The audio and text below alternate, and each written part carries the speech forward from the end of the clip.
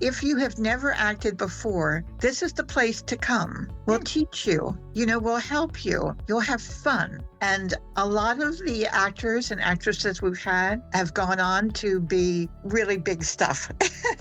Very popular from other theaters and even moving to New York for Broadway. We give everybody the opportunity. Greetings from Columbia, Maryland, where we are recording Razzle Dazzle Radio, a show brought to you by Howard Community College. I'm Carolyn Kellerman, and I'm here with my co-host, Judy Templeton. So, have you ever wanted to be a producer? You know the musical Producer where he sings, "I want to be a producer." Yeah, I do. So today's show features two talented women who know how to put on a show, and they both have a thing for Stephen Sondheim. So let's meet our guest, Judy. Take it away. Okay, thank you, Carolyn. Yes, I love the Producers. Thanks for giving me that memory of that show. All right, we'll have to propose that to one of these producer directors for the future. So I'm super excited today because we get to talk to two rock stars that have done the work here in Howard County. And it's no small task to direct the show. It sounds glamorous, but it is all cells on 24/7 job when you are directing and producing a show, as these ladies will attest to. But the reward is so great. So Maureen Rogers has been around for a while, and she's the executive producer, artistic director, and public liaison for Laurel Mill Playhouse. Now, this is a darling little playhouse, and I've gone to a couple of the shows there, and I have a couple tap dance students that act there, and I'm going to say a shout out to Ann Hall as one of my just favorite tappers and actors. So anyway, Maureen, tell us go back to the beginning. How did you end up in this 3-role job? Well, I started out in Oklahoma and with a different theater, and I had never done theater before, not in high school, not in college. So I started in my 50s doing theater. Mm-hmm. And Burtonsville Players has been in existence since 1968. But when we moved to Main Street in Laurel, I took on a different role of producing, and it's something that I believe everybody can do, and it's a lot of fun. It's a lot of hard work, and you get to know people, you get to know their needs and wants, what they like to direct, and you can just help them through almost anything. I like to go to a director and ask them what they want to do, because I feel that if they want to do something and we can handle that play or musical, we should do it, because it's going to come out to be a better show because they're fully engaged with it. Yes. So that is the sweetest little theater that you run to. And so you have to pick plays, I imagine, though, that can work in the smaller space there, which you utilized well. I believe the last play I saw there was The Play That Goes Wrong. And that was a while back. Okay. And that is such a great farce and whatever. But yeah, so does that govern what shows you pick? Because the space is quite small, like I said. The directors are seemingly able to get around that little aspect of a small stage. Alex Campbell did Noises Off there, and it was fantastic. They find a way. They miniaturize the set. So, I don't think we could do chorus line, but we've come maybe close. You could do it around the whole thing, instead of in the straight line, right? We have used the aisle. We've used the back of the theater. We have people come up the steps and sometimes sing or do their piece of acting. So we use it all, and it's just it's also a great experience for patrons because you are so close. We always say that every seat at Laurel Mill Playhouse is like a front row. That's great. Yeah. It seats 59 people, and then we have 6 handicapped seats on the side. So it's just a wonderful venue to see a show. It's so intimate. It's a different experience from I know. I absolutely love it. Carolyn, so you just went to see the show recently, The Assassin, with Laurel Mill Playhouse. So tell us about that experience. Oh, good. I got to review it too. Yeah. Well, actually, it was a terrific production. Everybody was a lot of talent. It was a lot, great music. Orchestra was good. And I just had trouble trying to empathize or at least acknowledge the characters. They were all assassins. I mean, how much can you get into John Wilkes Booth? I mean, hey, come on, Johnny, you can do it, Right. So I congratulate you on producing it. As I said, it was a terrific show to see, and I actually did laugh a lot. But yeah, there were definitely funny parts. Right. I came home thinking about the JFK assassination. Where was I when that happened? So it does make you think about killing the president. So when I saw it for the first time at the very end, when they do talk about I teared up because I remember where I was and the fact that we were around a TV set for 3 days, a black and white TV set. So it brought back sad memories. There was really a hugely funny part in it where Squeaky Fromm, I think you remember that name from Charlie Manson, right? And another woman decide they're going to assassinate Gerald Ford. And they get to near him, and of course he tumbles and falls like he used to do. She knocks over her purse, and all the bullets fall out. So they never get a chance to shoot him. Yep. Yeah, there are funny things happening in that, and serious things. But we thank you so much for coming out and reviewing us. We so appreciate it. Well, that's what I love about theater, is that the feeling gets the healing and things come out through theater. And interesting, I'm just going to leave it at that to say that's a fairly timely, interesting show to make us think about lots of things of the past. So what's ahead, Maureen? So I know that there's only like a couple more weeks left of that show. So what will you be doing next? What can we look forward to seeing? So the next musical will be Matilda Jr. for the kids. Oh. We always have a kids program during the summer, and that will play the first 3 weekends of August, just in time to get them back to school after it's done. And then we're going to do Drowsy Chaperone in September, directed by So we're thrilled to do that. And then, we have so much going on. We're a theater that we had a couple Black History Month shows. We have Dracula coming up after Assassin. And then we're doing, it's called Four Old Broads on the High Seas. And that starts June 26th. And we're still auditioning for that. And the great thing about that, the playwright wrote these shows for older women to get parts. So that's something that's kind of neglected in this day and age. You might get one older woman and Agatha Christie, but her plays, you have a lot of older women and also older men. And then we're doing our typical Agatha Christie in October and our holiday show, which we're not quite sure what that is yet. Wow, you are chock full. And I love that you serve all the different age groups. I love that you have the kids and Matilda. That's just fabulous. It's just a jewel of a theater. So if you haven't been there, clearly you can find a show you like into the variety you just presented. Right. So, so check it out. And we'll come back and get some contact information from you in just a little bit, too. So let's take it from The Assassin to a very different show, Into the Woods, a little lighter show, but a big, happy musical. And I am super excited that Howard Community College is coming back with musical theater. And they couldn't have picked a better director than Jen Male. I don't think there's anything you can't do, Jen. I mean, you sing, you dance, you do stage combat, you do intimacy workshops. I mean, there's just nothing in the theater you don't do. And plus, you're just a great person to be around and professor. So who could ask for anything more, speaking of songs? But anyway, we have Jen Male, and we have one of our players at Into the Woods today. And I'm super excited about that. Tiyana Waldron, and she's going to talk about her part in the play and what's really going on in Into the Woods. Tell us.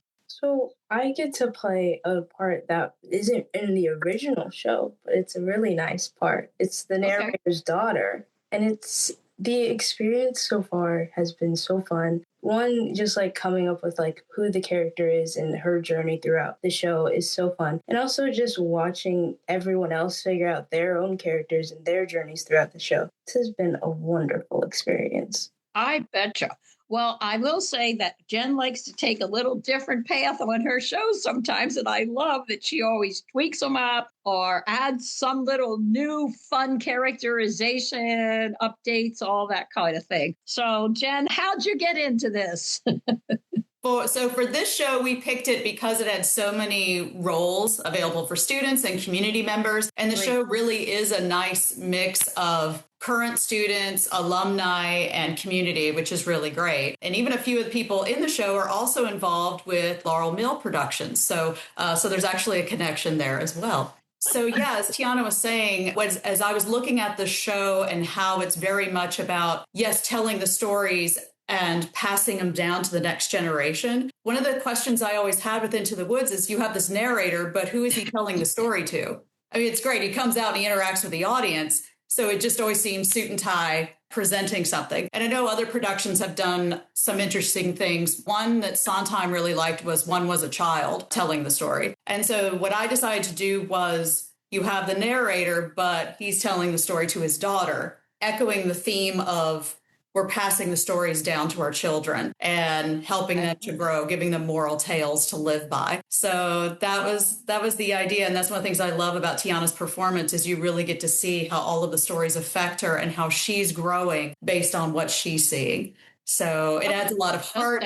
It also adds heartbreak. And it's just a really lovely addition to the show. So thank you, Tiyana. Absolutely. Well, let me go to you, Tiyana. I doubt, but I will ask, is this your first show at Howard Community College? This is not actually. This is my, I think, fourth official show. Yeah, my first show was actually also with Jenny Mail. It was Eurydice last fall. Oh, okay. I saw that. Yep. Yeah. And it was really fun to just the entire experience of that as well. It's just like the community that is built in theater is always so special to me. And especially since it was like my first year at HCC, it was just that entire, like coming into that was just amazing. All the people, everyone is just so amazing. I agree with you. So what were the other two shows? I had done 12th Night in the summer, and then I got to be a part of the fight show that happened this fall of A Little Fight Music. Mm-hmm. That was just genius. Anybody that didn't see it, I'm sorry you didn't, because it was just amazingly clever. And now that you're saying this, I can sort of see you through my eyes in the stage on some of these, because as Jen knows, I try to get to most of the shows at HCC because they're that good. And it's just wonderful that you have such a great experience, and that's so important. So, yeah, Carolyn, what's that? What did you want to say? I actually have a question for Jen and also Maureen. Sondheim, what's your take on it in the show? Also, it's a little bit dark in Into the Woods as well. I mean, he is an unusual lyricist musician. Mm-hmm. What made you choose the Sondheim?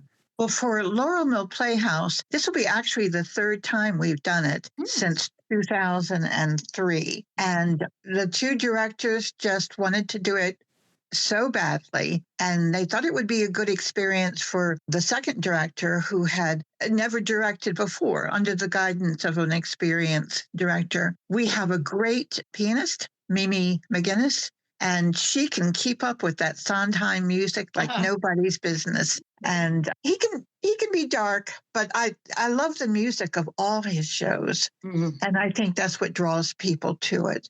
And, we were a little hesitant about doing this show, but people have loved it and it's come off really well. So I'm very happy for Michael Hartsfield and Philip Wong, who were the directors.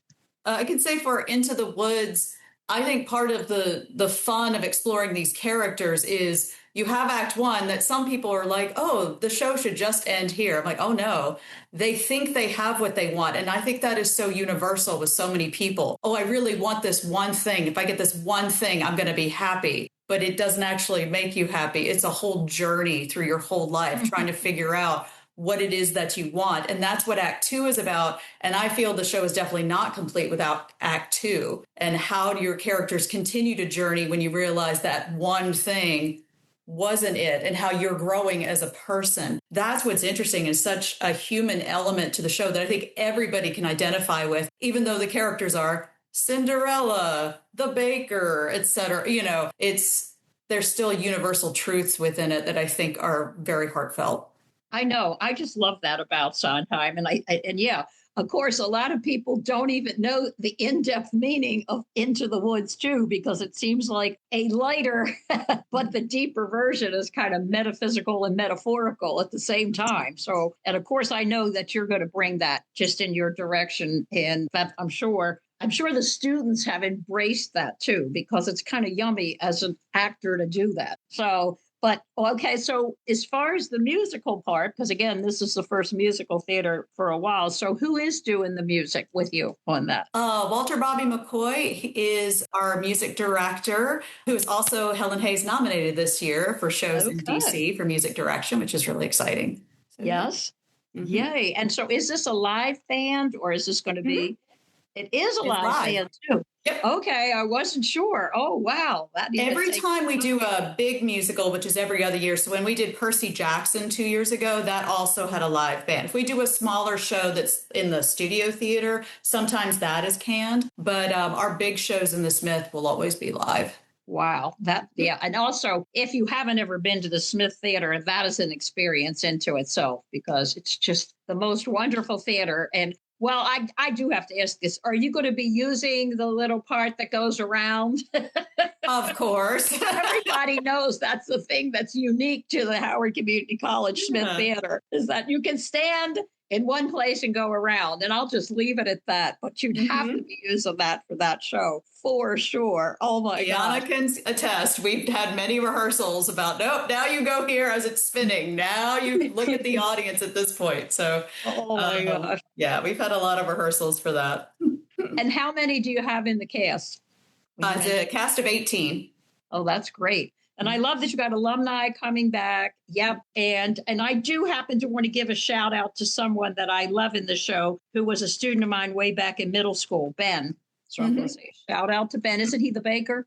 Yes, he's the baker. Okay. I heard that rumor. Exactly. Okay. Well, just for a second, let's fast forward to something Tiyana said too. So Jen usually does the Shakespeare shows. And if you've never seen one of her Shakespeare shows, boy, does she kick it up. She makes the most fun changes. And if weather permits, it gets done on the amphitheater outside of the HPVA at Howard Community College. So are you going to leave Into the Woods and go right into that next?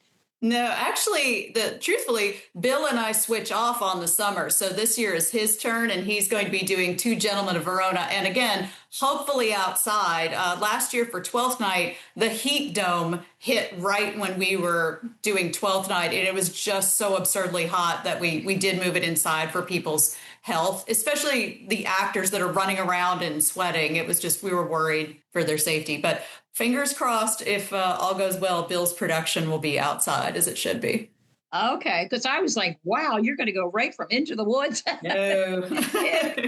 No, oh my gosh, yeah. And that's quite an experience, though, if you haven't gotten to see one of those shows. So check in on that. So, all right, so now tell us about a regular rehearsal. What happens about now, Jen? Like, walk us through in the day of the life of. So, all right, Tiyana, help me out here. So, collaborate together. First thing we do is we arrive, everybody gets into show shoes, and then we'll get out on the stage, and next we'll do a check-in. And Tiyana, you want to talk about what check-in is? So we all just gather in a circle and we just make sure that everyone's doing okay. And if anyone's like feeling anything, like if they have any like pains, or if anyone's like not just not having a good day, we just make sure that we check in, make sure everyone's okay. And if they do need to take it slow for the day, we all know that. And so that we can all like make sure and keep them safe. After that, we do a brief fight call. There are a few little small things in Into the Woods, not a lot, but we do a brief fight call for the few things in that. Very different from a little fight music where it took almost 45 minutes to a fight call, whereas now it takes 5 minutes. It's such small moments. And then we start working with our music director if there's anything we need to go over before we start the day. And then, for example, today we're doing our first run through work through on stage with the books. We have these books as platforms on the revolve. So it's the first day we've had all the platforms with the spinning revolve that we're going to get to work with the actors on that, which is very exciting. Oh boy, I know. Well, it's coming up too. So give us a rundown because there's a lot of opportunities to see the show. 2 full weekends. 2 include some matinees too, right? So when does it start?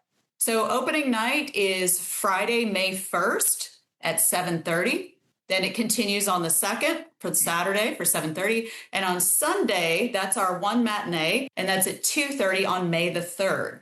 Then we come back the second weekend, but the second weekend is Thursday, Friday, Saturday at 7. Oh, okay. So that way we don't end on a matinee, and it's also going into finals. So we're trying to give the students a day off so they can prepare for finals week as well. We're trying to help them. Academics.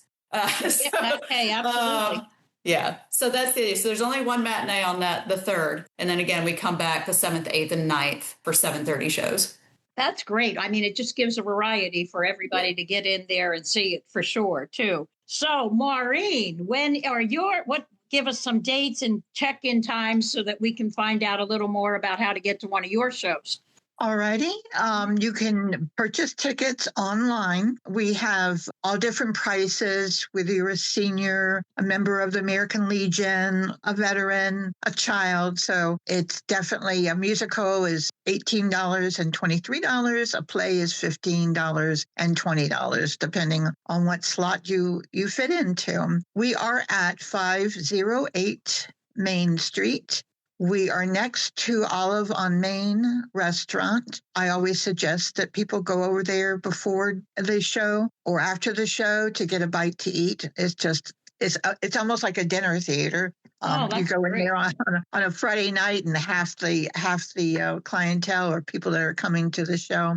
And our telephone number, you can always call me. I've got that phone 24/7, 301-617-9906. If you have questions about the show or difficulty purchasing tickets, I'm there to help you through that. So we have Dracula coming up a couple weeks after the May the 3rd. I just can't remember the date. The 40 Broads is June 26th, and that runs for 4 weekends. And then we get into the kids' show, Matilda. And I also want to say with Laurel Mill Playhouse, if you have never acted before, this is the place to come. We'll teach you, we'll help you. You'll have fun. And a lot of the actors and actresses we've had have gone on to be really big stuff, very popular from other theaters and even moving to New York for Broadway. We give everybody the opportunity. So all skills. Literally.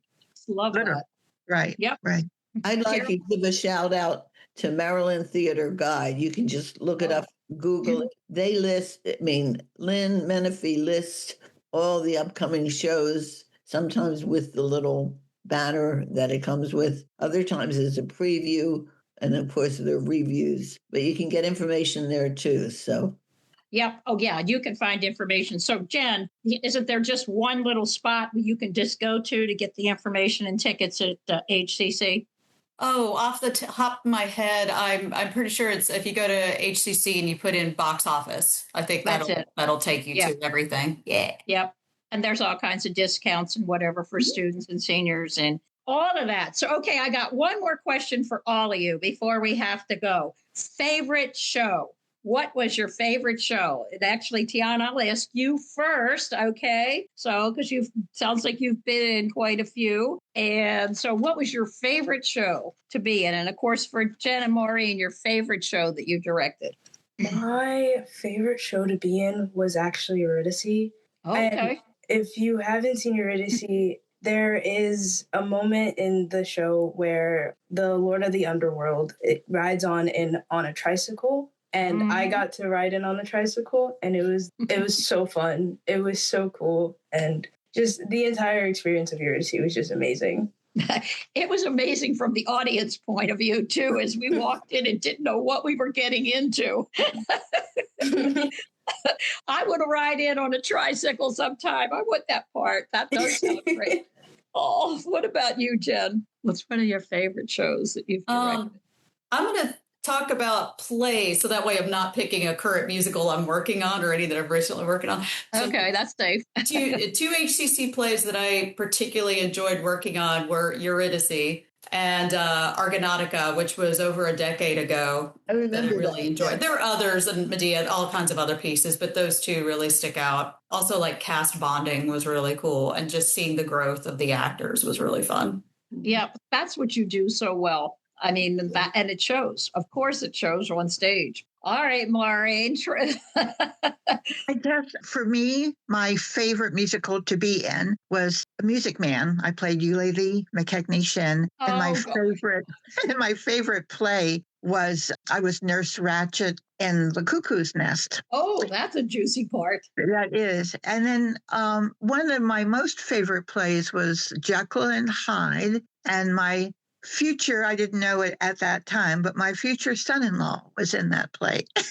Music. Wow. And he was great. He was just great. So I just love so many of the plays and the musicals that we've done. I betcha. Well, I do too, after hearing all of them mentioned. Carolyn, what's your favorite play? Well, I had the opportunity to actually appear in Follies. I think it was with. Oh, I remember that. With Silhouette Stages. Again, a Sondheim, which, right. Yeah, exactly. And my favorite writing about shows was A Chorus Line, because I had done that and it was very close to home. Yep. Well, I'll just say that A Chorus Line still remains in the forefront for me, for sure. And if I could have ever been in it, I would have wanted to be Sheila. So I could have said, "Can the adults smoke?" Yeah. And I guess we'll just leave it at that. It's been so much fun to be with you, Tiyana and Jen and Maureen. We have all these different generations, but theater just brings us all together. It always does. And that's what we love about being able to bring all the reviews, previews, and promos to you through Razzle Dazzle Radio. And so until next time,